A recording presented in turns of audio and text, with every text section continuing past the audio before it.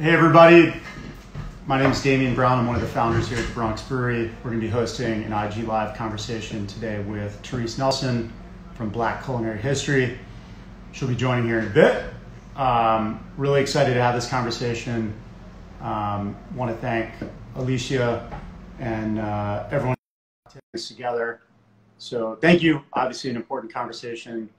One we need to have, one that we as a brewery have been trying to have here over the last couple of months. Hey Therese, there you are. How are you? Hey. Good to see you again. You too. Yeah. So excited to be doing it. What's that? I'm so excited to be doing this. It's a interesting thought project. So to have a second round of it is super dope. Yeah. Yeah, it should be awesome. Yeah. So we had a chance to connect a couple days ago. So it was great to hear more about you and your story. To just start the conversation off, it would be great to share with everyone that's listening today more about what inspired you to do the work that you're doing, how Black Culinary History came about, the motivation. Sure. And we can sure. Yeah. Sure. So, hey everybody, my name is Therese Nelson. I'm a chef and a writer, and I'm also the founder of a emerging organization called Black Culinary History.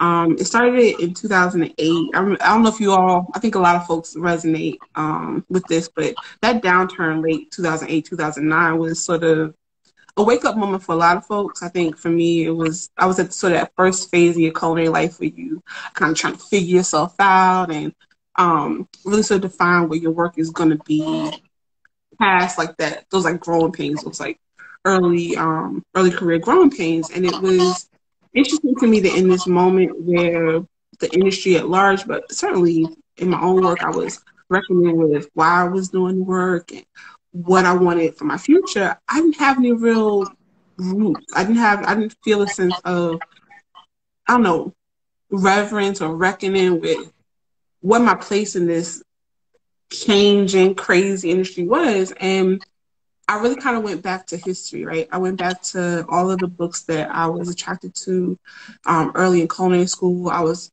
thinking back to people like Edna Lewis and Frederick Grosvenor, who made me feel seen and made me feel like this was a possibility professionally.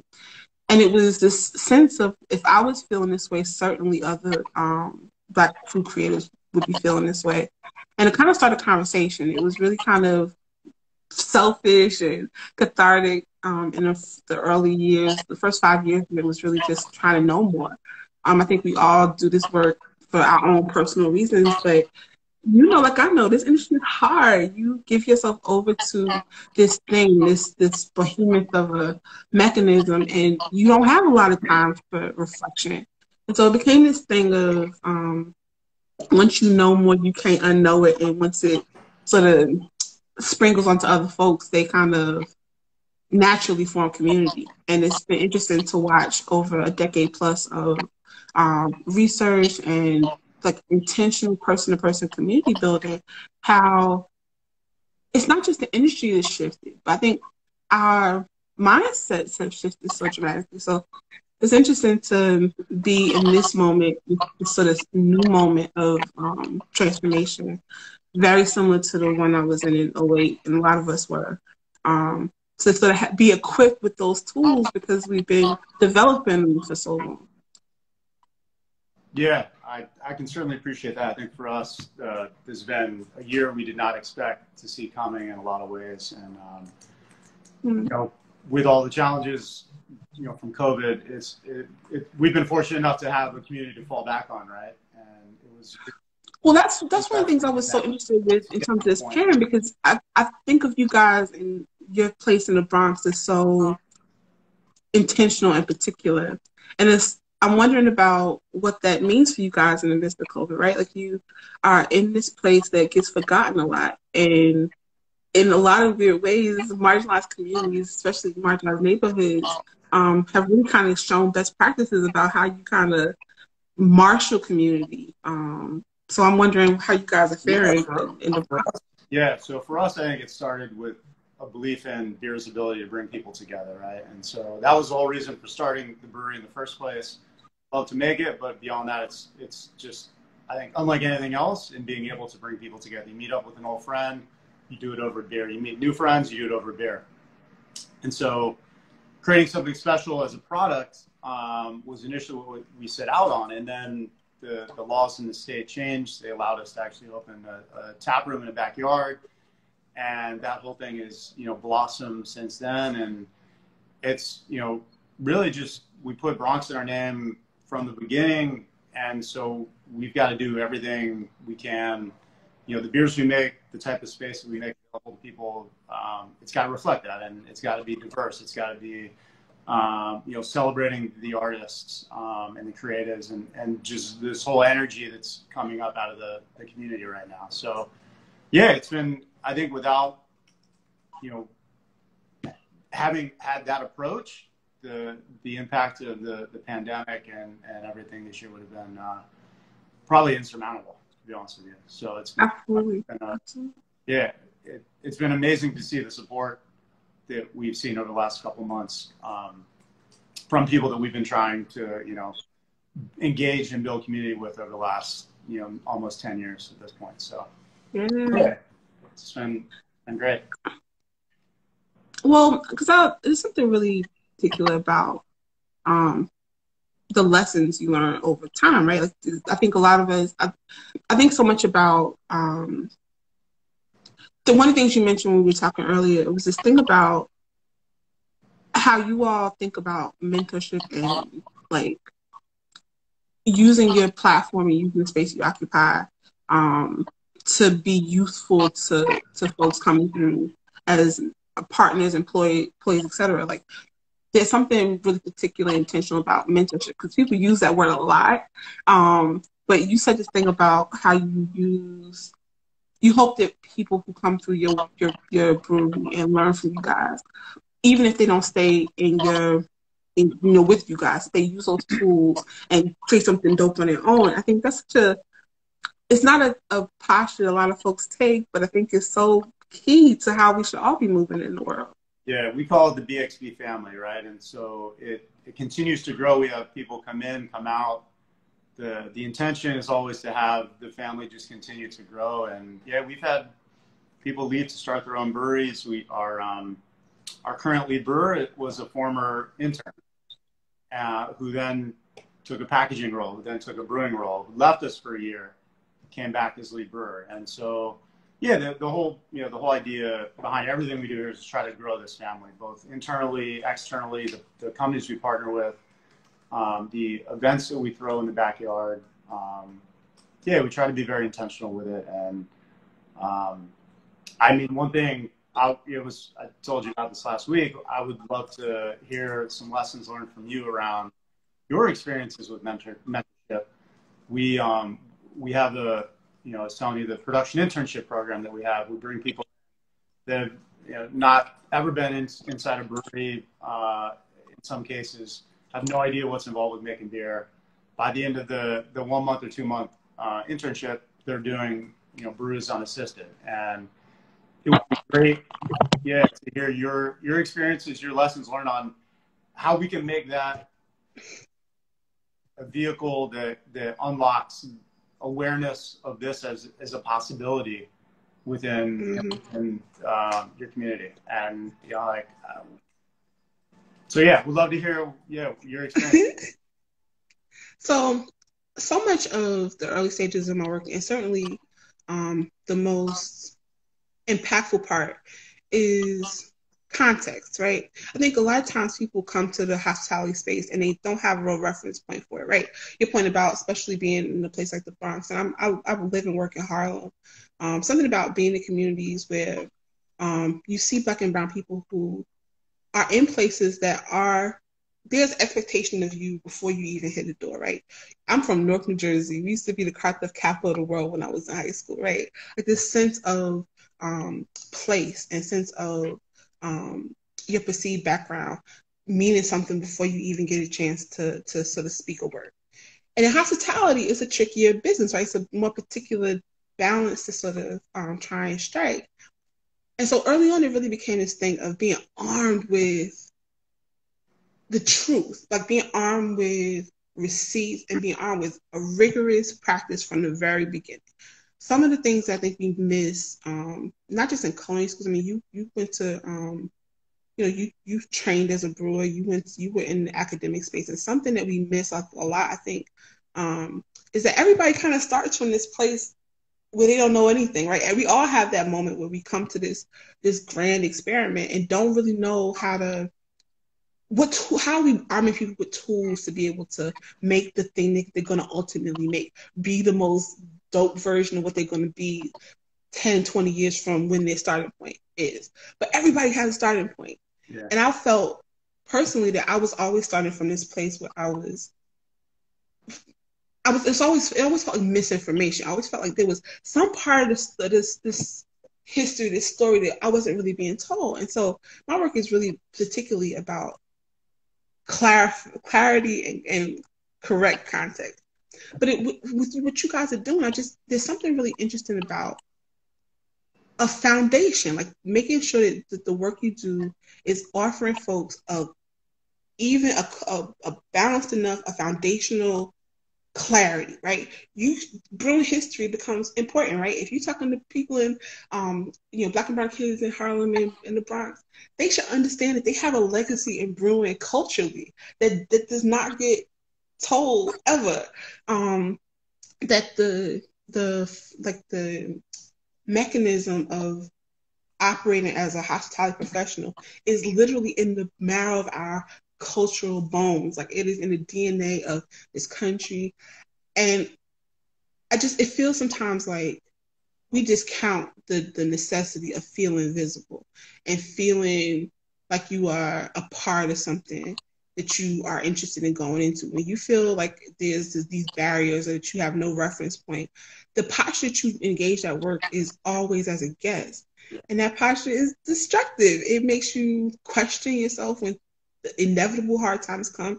It makes you feel like like you don't have the tools to really create something interesting and new and creative. And it just feels like, especially in this moment, we see so shortly that there aren't really rules. A lot of the spaces in hospitality that we thought were that we were beholden to, the ways that we thought we had to operate, right?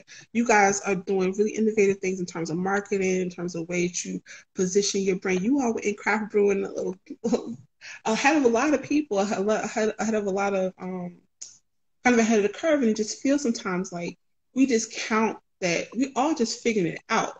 And if we sort of start from a even sort of foundational space, then it lets everybody kind of be as fully informed to be as creative as possible. Yeah. And it sounds simple, but it really requires, it requires a shift in perspective it asks more of you. It requires you to be much more rigorous. It requires you to be much more unsure about the position. And it takes work too, right? I think for us, yes. We opened the brewery in the backyard in the tap room, and we're like, okay, well, look, we have an inclusive space because we want anyone can come here. We want people to come and enjoy the beer. And you realize, all right, this is not enough. Like, we need to actively go out and do the things we need to do so that people in this community want to come here and feel welcome. And so it takes that active intentionality of doing it. And yeah, we're learning every day different ways of trying to involve either the product we make or the space that we have as useful and as reflective of the community as possible. So yeah, like looking at something as simple as the labels on our beer cans, right? We've gone from, designing these all in-house to now working with, there you go. Yeah, what we call the Up and Comer series, right? So it's 2 times a month, finding local creatives from the Bronx and around the city, and giving them a spotlight and a platform, doing something creative, and trying to find different ways to tie the product itself to the community. And it takes Yeah, it takes work, it takes time, but at the end of the day, if you don't do those things, who will be there when you open your doors, and so for us, yeah, it brings home why we got into the business in the first place, and how we hope to stay, here for the long haul. So. Well, one of the other interesting things that I'm finding, because this is, I watched the first round of this. Also, I've seen similar kind of projects happening, and I think there needs to be like I was talking to you, I was telling you the other day, like I feel sometimes like I live in a very black bubble, right? I'm in community with other black creators, and I think sometimes there's an embarrassment of riches in that way because a lot of folks that I'm in direct community with are constantly thinking about one another, are constantly thinking about how we make each other better, even with similar brands, right? Like, consumer goods and services is a really particular lane, and it just is such intentional community around folks sort of sharing resources, showing folks how, sort of the framework of these businesses that you may not have reference for. And part of it is because culturally, like we are accustomed to having to start from nothing and start from no resources and figure it out in community. And so always I'm always not amazed. That's an unfair word, but I'm always delighted and encouraged when I meet people from others, from other cultures, from other positions in the world that kind of see the power of intentional community. Because I think the thing that I'm constantly confronted with in terms of when people get that aha, that light bulb moment, when they aren't necessarily accustomed to building community in like sort of when you're talking about a business in terms of capitalism and the ways in which capitalism is set up, there seems to be this weird disconnect between the ability to also be intentional and community focused, right? And the aha moment that has happened, and particularly in the midst of COVID, but I felt it really, I mean, much earlier than COVID, because anyway, I've been feeling it, and I think that a lot of folks are coming to it in the midst of COVID. That those practices make you better, right? Like the idea of looking to your left and right and sort of seeing the value and being in real intentional community with people who are in the same space you occupy only makes your brand better. There's a business for everybody, right? Like market share is relative, right? But I feel like there's something so beautiful about, there's an organization called Comida, Jabba Al-Bahani. He's thinking a lot about this idea about the consumer as basically giving the consumer more credit, giving the diner, the consumer for your good or service, just the public that you're engaging with, whatever your thing is, giving them more credit. I think we should be in this place where we give folks more credit, that if you give them the option to purchase from, to engage with brands that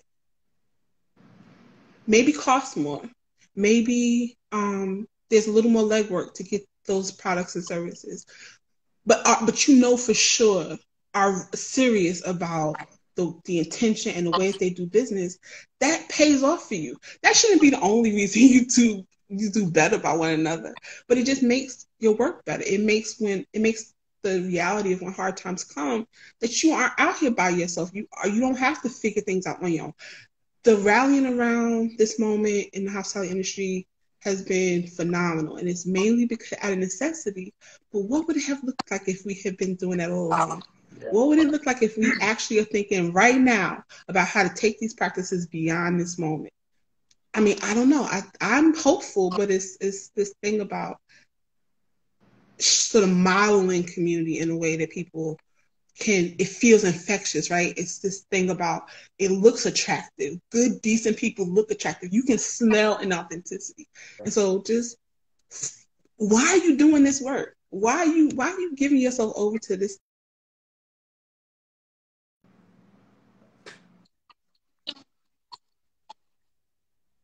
Yeah, I think, it's been a massive reset button, for us so far this year. So couldn't agree more. I think this is we've got to find a way to make the beer in our space here as reflective as possible of the community, you know, and find a way to change the face of this industry. I think, you know, you look around, when we started in 2011, we were one of 4 or 5 breweries in the city, depending on how you count. And, you know, several dozen of them now, and you look around and they all, you know, we all look somewhat similar, and that can't continue to be the case in a, you know, a city, in a borough, and in a city as diverse as it is. And I think, to your point about needing a point of reference, we've got to help. If we want to see that, we've got to find a way to create those points of reference, right? We've got to invite that opportunity in. It may not, you know, even when it may not be the best thing for our individual businesses, if we think it's the right thing for the industry, we think it's the right thing for the communities that we call on to support us, then that's what we need to do. So I think for us, that's a big, you know, realization coming out of, you know, the protests and everything over the last several months. Just, this has got, you know, we have got to do better than we've been doing, and, you know, it starts internally, and we've got to, you know, take every opportunity we can here to make change elsewhere. So I don't know. There's also something really interesting about, because it's been occurring to me a lot over the last sort of, I don't know, 5 or 6 months. I just feel like, it not even related to the pandemic or anything, but it's really kind of occurred to me this notion about the way we do business, right? Like, so I'm a private chef professionally, like that's like how I earn most of my money and that kind of thing, right? Like, I have this culinary life, and honestly, like, the work I do with culinary history and the cultural spaces that I'm creating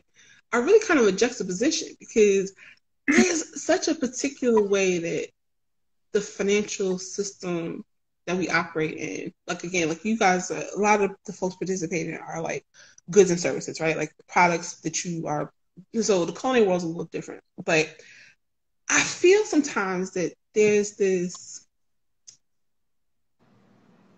models are insane. Like my degree, my degree is in hospitality management, and there's something really beautiful about hospitality accounting, right? The numbers don't lie. The numbers don't they have to make sense. And there's something really particular about the way that we have been operating financially in this industry for a very long time. It just doesn't make sense. It has not made sense for me since culinary school. I got the degree and felt like restaurants don't make sense. I don't know how you earn money. I don't know how that makes sense. And it seems to be this power in goods and services where you can create the math that makes sense for your brand. You made this point a minute ago about, like, community, essentially, like, it might not make the most sense financially, but it makes the most sense culturally, and it makes the most sense for longevity of your brand. And it's something really interesting about, like, the point made about Camila was this thing about people will make the choice for the better, doper, more intentional brand if you give them a chance, right? And it's also, I can appreciate this something naive about what I was saying, because I don't have a product that is on the shelf with 40 other brands, right? Like, I'm not in a business that asks people to make a shelf decision based on the recognition of my brand. But there is something really particular about clarity of that difference, right? Like, clarity of, like, how you want to move in the world. And I don't know, I don't think that it's this, like, naive, altruistic kind of thing to say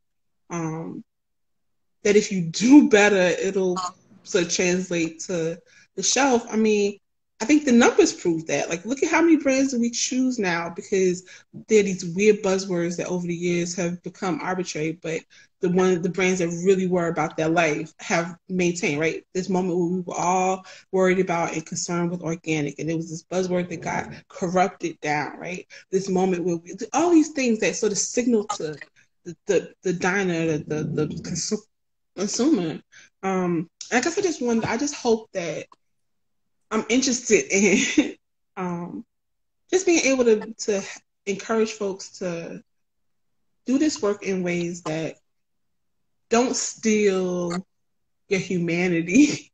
To ask you to think a little bit more about what you're putting out into the world. Like, does it matter? How does it matter to you? If it matters to you, and it's sort of you can feel it. You can feel when there are brands that are, I don't know, just excited about being in the marketplace and not so fearful of people's worst instincts. Yeah, I think I mean, especially in a city like New York, right? There's 8 million people here. You're going to find you can create a big enough community, to support whatever brand identity you want to have. You need to be clear about what it is and go out there and make it happen, build that community. I think we're lucky and fortunate in that sense to be here. I don't know, if we were in a different place, if the same would be true, but for us, we can do things we probably couldn't do elsewhere because, the virtue of the fact that we're in such a diverse place with so many people that we can, carve out what exactly it means to be a Bronx Brewery fan and consumer and support the business that way, right? 7,000 breweries in the U.S. right now. We can't just sell beer. If all you were offering someone was a beer, the same with in hospitality, right? There's a million places to go. You've got to offer some sort of reason for someone to seek you out, and that has to come from the heart. It's got to be building towards something bigger than the product itself. Yeah. Feel fortunate to be here where we are doing the business. Yeah. I don't know. I've been writing a lot recently. I feel like this the work I do now is really it's trying to practically equip folks with tools to use in their work. For me, at least, it's been this idea about how you translate who you are on a plate. And I think for a lot of years, there wasn't necessarily room for Black chefs to have that kind of agency and latitude to, and I guess it goes back to what I was saying. It wasn't a random point. Like this idea about what the market will, what you expect the marketplace to bear, right? What you expect the consumer to be willing to accept. And there was this feeling about we didn't even have the room to define for ourselves what our food was. I didn't have when I was in culinary school, it was this deference to European cuisine, this deference to this narrative that, I mean, once you start to really read, is not actually true. That this country was built with the hands and the intellectual property and the I don't know, the brilliance of Black chefs from the birth of this nation who crafted cuisine, who showed this country how to dine beautifully, who did this work. And that posture change was everything for me. But I think something about this moment is allowing us to have more room to show our work, right? To show receipts, to define that for the public in a way that allows them to give themselves over to our expertise, right? Like there's no sense that like, I don't know, I'm finding it encouraging when I'm meeting young people. There's a young woman out of San Francisco named Rahana Martinez. If any of you need to go and Google Rahana right now. She's 16 years old and she is so fearless and fearsome and brilliant and asking serious questions about this industry. She's 16 thinking about becoming a chef and asking why these systems are the way they are. Why does it seem and feel unfair? You can feel when something isn't right and there's something insincere and something broken. She had a sense that there was something sort of essentially untrue about the way people were telling her you had to engage this work. And I'm encouraged that there are people like you and brands that are thoughtful out in this world because she's seeing that this there's a possibility to sort of show up as your whole self, to show up in whatever area you want. This girl could, she's gonna take over everything and be in any lane she wants to be in, but it's all in service of hospitality. It's all in service of bringing everything you have, all the tools in your arsenal to the table to be as fly as possible. And that's the hope I have for everybody, right? Like, I don't care what color you are. I think everybody should have the opportunity to decide what they want to put out into the world, to have the tools to really make it as fly as possible, and to just do the thing. And it's up to us, right? It's up. We at this. You and I feel like we're similar age. It's like we've been going to the table now, right? Like we kind of at the place in our work collectively. I think a lot of us are feeling this sense of responsibility. Stewardship is really kind of what I'm interested in. How do you do this work in a way that models what the way we want this industry to look, and not leave it up to whoever? I mean, I don't know.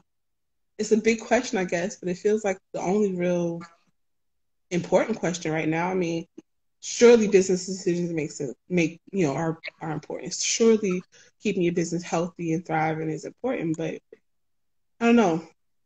The soul of this industry is important as well, and we got to model it. Yeah. Yeah. You've got to, I mean, you've got to find a reason for people to continue believing in the product you're making, right? Yeah, I couldn't agree more. How do you in your work as a chef, how do you think about beer? How do you think about what beer you recommend, what beer you pour? How do you align brands and styles to your plates? So Benny and Tio from Crowns and Hops I got to hear them talk like 2 years ago maybe at this conference, and it was so, I mean, I feel like I had a fair sense of the possibility of beer before them, but there was something so fly and just like, I don't know, something so just gangster about the way they were framing the expansive nature of beer. I do a lot of private work, so a lot of my clients are thinking about, you're talking about like, and two of my main clients are a little older and sort of established, like, so I don't know, just older Black women who are a particular age and to introduce them to you guys' beer over the years and just for the craft brewing space has been interesting because there's something so creative and there's a culinary attitude to what you guys do. There are notes that you pick up in a lot of the beers you create that do better pairings than wine does in a lot of ways, right? Like this, something about when you talk about the caramel and the lemon peel, in some of your like your summer brew has the lemon peel, right? And you picking these notes up, and I'm like, well, hold on now. If I'm doing this, beautiful sorbet driven like lemon dessert, yeah, I'm gonna pair it with this like lemon peel infused light effervescent kind of beer, as opposed to the cava or the, I don't know, dessert wine, bubbly dessert wine I was gonna think about, because all of a sudden the possibility for those notes that I want, even the idea of small batch, and I'm like, I can go to a brand, you guys' fall brew is always warm spices, and okay, well now we're talking, because now my sauce making changes. Now all those notes that I want to infuse don't have to get infused just by spices. They can come in through these really thorough, thoughtful, intensely flavored beers. And it's interesting that people are coming around to, especially Black and brown people, are coming around to the beauty and the unexpected. Yes, yeah. Right? Like I feel like there's so many possibilities. Like I want to explore what spice looks like in some beers. Right? I want to know what, and this is the ability when you're talking about small batch craft brewing, where all of a sudden, like you can try something. The point you guys make a lot is like you get to try something, and if it doesn't work, it doesn't work, because it was only one, it was one try, one pass. But if it's dope and it's something that is transformational, all of a sudden you didn't change the game because you had the framework to try. Yeah. Well, it sounds like we need to collaborate on a beer then, because yeah. I mean, I'm interested in this like winter brew, you guys, because something about those like. So I don't know. I don't know if people think this conversation is going off the rails, but there's something about licorice. It has this sort of it does this really interesting thing on your palate because it reads as sweet. Like people think about licorice as like that dark licorice candy, Mm-hmm. but the root itself is so beautiful and so tricky. It's like this, I don't know, this magical kind of, I don't know, it plays with your palate in a way that is so beautiful. It's a tea that when you brew it as a tea, even like it reads as like as sweet as possible on your palate, especially when you sneak it in with other spices. I'm like, wow, hold on a second. So yeah, I think we need to talk, but Yeah. Sure. I just think there's something really particular and really powerful about, especially places in spaces right now where, especially young people are thinking about how to make their own way, how to make their own creative space. It feels like the sort of craft growing space is one that even if you aren't interested in become like starting your own brewery or being as following as you guys are, it feels like as chefs, it's like should we not be a community with folks who are small intentional producers who can all of a sudden change your menu? I mean, what would it look like if you were collaborating with restaurants to do specific blends for dish pairings? What would it look like that? I don't know. I think that's Yeah. possibilities are endless. Yeah, I think, like I said, there are 7,000 breweries in the U.S., and I think everyone is trying to,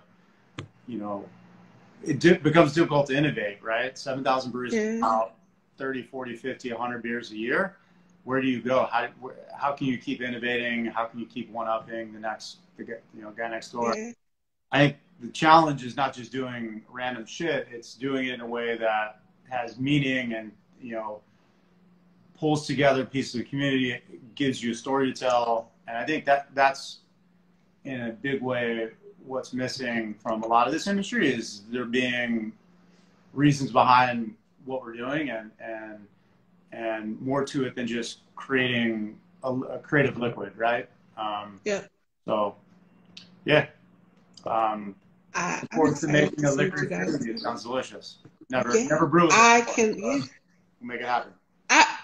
That's the other part, right? I think one of the other things that I find so interesting about your story, particularly, there's right now. I'm also interested in the pathways to, and credibility is the wrong word, but like there's something particular about you went back to school, right? Like you were interested in beer, but you understood that like if you were going to really do this thing, you wanted to have all the tools in your arsenal, right? So you go back to school.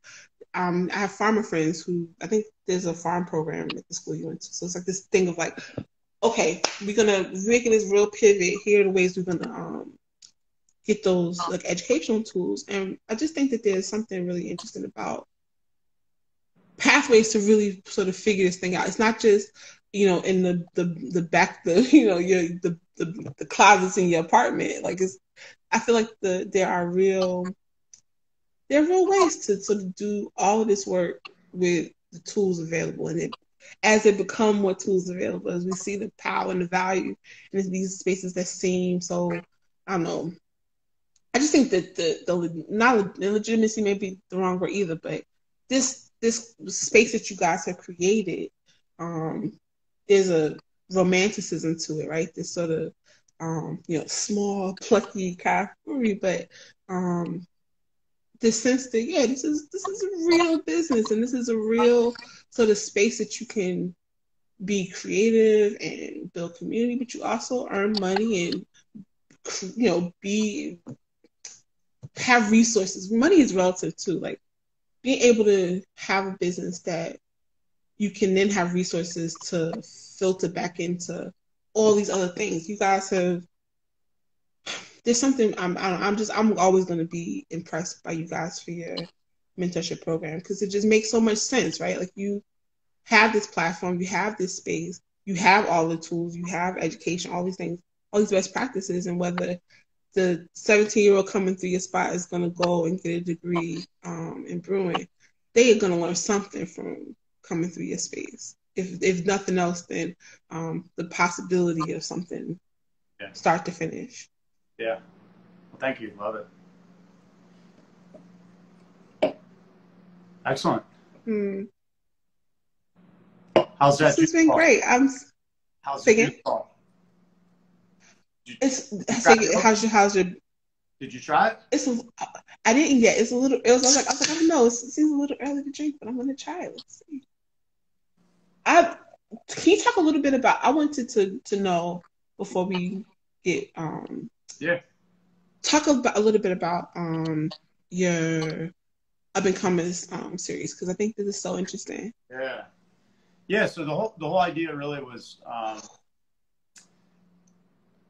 this idea of an up and comer, right? Two ways. Both looking at the liquid, so as a limited release, trying out new ideas.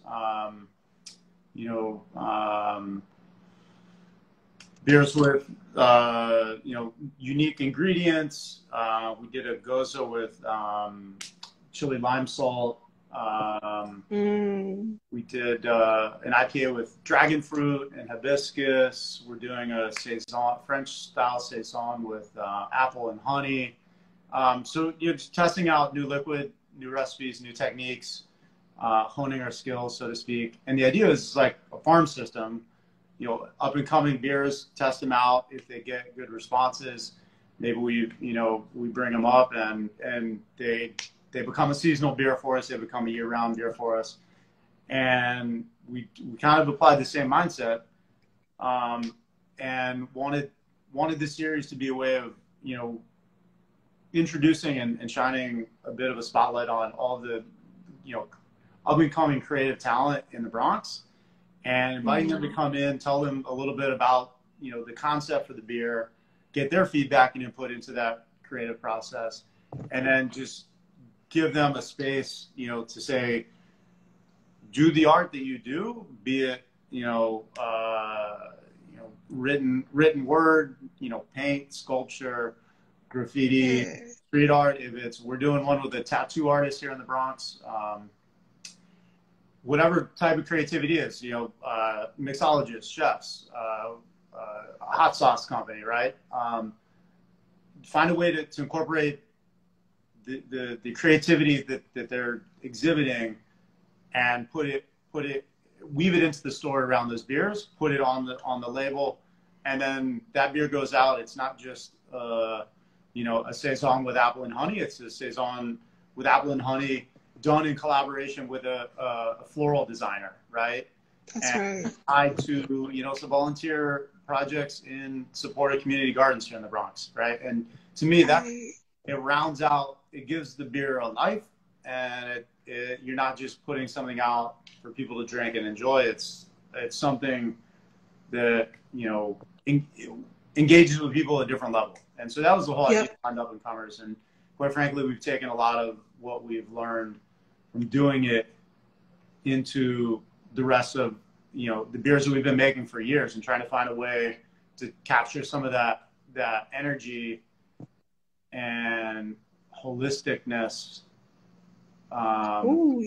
bring them into something that is, our American Pale Ale, something that we've been making for 9 years now, and give it a new life with some new meaning, and so I can't get over the aroma of this one. I'm drinking the juice bar. It's so beautiful. I just want, I don't know, use just the head of it, and the aroma is beautiful. I'm getting, what is the fruit? Because if I'm getting pineapple-y, it's all hops, so no fruit at all. But this is crazy. I mean, it tastes like, I don't know, it tastes like perfect pineapple. It's something really particular about the. Woo. Yeah, we did that one back in March. We had planned a wiffle ball home run derby in the backyard to try to celebrate the launch of baseball, which obviously didn't happen. And then baseball did happen, so we brought it back. and so this is its second go around with this juice bowl. I want this, like, I want this to be, I want like pineapple upside down cake right now. Like, I want like, I don't know, roasted, something like roasted pears, roasted peaches or something. Yeah. Really beautiful. Glad you like it. This. Yeah. Okay. So yeah, I need to come through for some education, because I feel like there's this, as far as beer goes, I go by what I can pick up taste wise to pair, right? So I think my palate goes, personally drinking goes towards like a lighter, sweeter kind of beer, like Lembeck kind of thing. But there's something really, the finish of these beers, the aroma. I don't know. I've been sort of, my world has been very focused on food and culture for a long time, but my little side projects are going to have to be like getting into the beer world a little more intensely. You'll find it's not any different than what you do in the kitchen. We're essentially doing the same thing, right? Creating concepts and then putting the right raw materials, the right processes together to deliver. So you should join us for a brew day. Yes. And then we can talk through collaboration. We love it. Yeah. So I guess one last question on my end for you. How has been doing changed over the last 12 years? So we started the conversation, you were telling us, getting that moment of reflection that inspired you to undertake this project. And how has it changed from then and now? It's gotten a lot less selfish. Early on, it was really just for me. I was really concerned about how much I didn't know, how loss is an unfair word, but I think certainly how unfocused my work had been. And when you really are, and I think it's a function of like your mid-20s. I think everybody kind of goes through it, but there was a wanderlust, a kind of seeking vibe, this kind of student vibe to the work I was doing early on, because I just didn't know. I felt like I was part of the problem when it came to how folks perceive Black foodways, and how was I going to do better at that? How was I going to be able to translate to my client if I didn't know better? And so it became early on was just this thing of me personally needing to know better, me personally needing to feel a sense of rootedness. But I don't know, over the years, especially as like the person to like, I wrote this thing. I remember it very clearly. 2008, it was Christmas time. I had just left Four Seasons. I had been working as a sous. Joe Robichaud, who was in town, it was just the biggest thing. And I loved my work, but it was this feeling about why was I doing this? And I had left my job, was going to be catering full time, and just the economy literally crumbles as I'm leaving. And I was sitting with my mom and my grandparents' dining room table, and we had this outline. And I called it a manifesto. Only a 25-year-old, 27-year-old is going to call something that simple manifesto. But it was this idea about the fact that we were all gifted with this industry, right? We are gifted with the ability to operate in this industry that allows us freedom, artistry, all that. And doesn't it require more of us? Shouldn't we be more beholden to that kind of stewardship? And I keep it up on my website now because I want to remember the spirit of that kind of simple clarity. But over the years, I think, especially as I've gotten to know more and been in community with folks who, so many elders have passed over the last decade. But there's so many folks who, Vernon McGrose and Etta Lewis are folks that we reference a lot in the food space, but they passed within the last decade or so. And there's something particular about watching your heroes pass and seeing their legacy not necessarily be as honest as it should be. And so it went from this place of being a student and feeling beholden to just knowing better to modeling what that means, right? Like, so I would say the last 5 years has really shifted from really only being concerned with what I was interested in and what I was consuming, and more about translating that to other folks. There's a function to my website that was never particularly important to me. I mean, I wanted people to go and read the I hear literally 120, 150 books that you should read and consume to get better at this work. Here's hundreds of hours of video you can watch with these curated lists. But that was really as far as I was interested in going, because I was doing my own work. And now, I mean, I'm still learning, I'm still consuming, I'm still finding stories that I didn't know about, but the function of this work now is so centered in reflecting us back to ourselves. I have a really cool partner. Bonnie Williams is redoing my website for me. The pandemic has sort of opened up this space of oral history. We've been using Instagram in this way with this collective I'm part of called Black Food Folks. And the conversations we've been able to have, I mean, the archival nature of that work. I've been begging people a year ago to start thinking about the necessity of digital spaces, right? Using social media not just as this tool for marketing, PR, all that, but like actual connection. So there are cultural organizations I'm in community with, MoFab, some others that are seeing the power in that. And so I'm equipped now, because of all of the years of study, to be more effective in modeling what archiving looks like, modeling what real preservation looks like. And so I don't know, the next decade of my work is really sort of going to be centered in creating this living archive. And I think it stemmed from, I was checking with myself about whether I'm if I still have fidelity to that original manifesto. And as long as I do, I'm going to keep doing this work. But there's a tangible nature to it now. When you don't have, I mean, I'm writing this thing now, and it's sort of about progression, right? I didn't even have the alphabet to form words that created the story, right? And so the last decade for me has been about really formulating the alphabet, the framework of the stories I want to tell. And I mean, I'm watching folks all around me that I'm in community with come up with the words, right? We given the language of our foodways by creating it daily, by chefs who are out here, by brewers and winemakers and products and goods and services that are dope. Everybody kind of adding their like ingredient to the gumbo.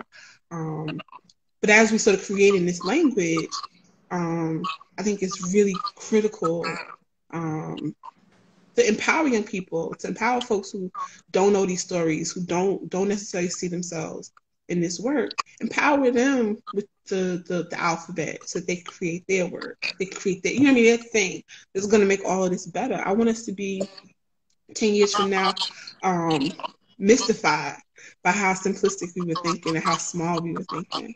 And blown away by how transformational we made this work, and how fly it was, and how cool the spaces that we created were. Because we gave ourselves permission to. Yeah. Love it. That was awesome answer. We, from my standpoint here, it's just, how do we take the next couple of years and stop looking inward and trying to define, our brand from within, and instead making it, we've got Bronx in our name, and finding a way for that to be really what it needs to be to properly reflect the community, and is going to be a living, breathing thing. And we got to be able to just, we should be stewards. So that's, I mean, that from my standpoint, that's what we're looking for the next 10 years. So doesn't that empower you? Like that notion of stewardship, right? Like that, because there's this passiveness sometimes that we the language we use sometimes is too passive for what the words really mean, right? Stewardship, it deputizes you. It requires something of you. It asks you to suit up and be a legitimate stakeholder in these spaces. And what does that look like? I'm not in the business of policing what that looks like to anybody, but just the sort of urgency of stewardship suggests that you have a role to play, right? You have something to contribute. And it might not always be this big grand thing. It might not be a a bold established brand like you guys have, but it could look like the artist who creates the label for your beer. It could look like, the young writer who wants to write about history and culture and does it through food. I feel like an army recruiter most of the time when I'm talking to folks. Like, there's so many ways to be in hospitality and bring the gifts you have.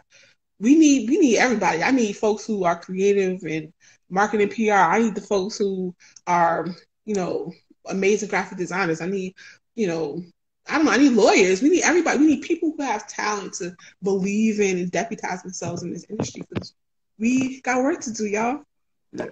Yep, for sure.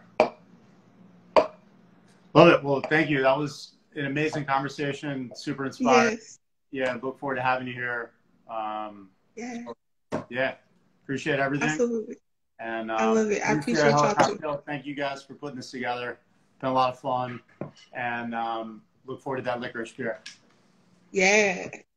All right, take care. Thanks, everybody. Thanks for joining.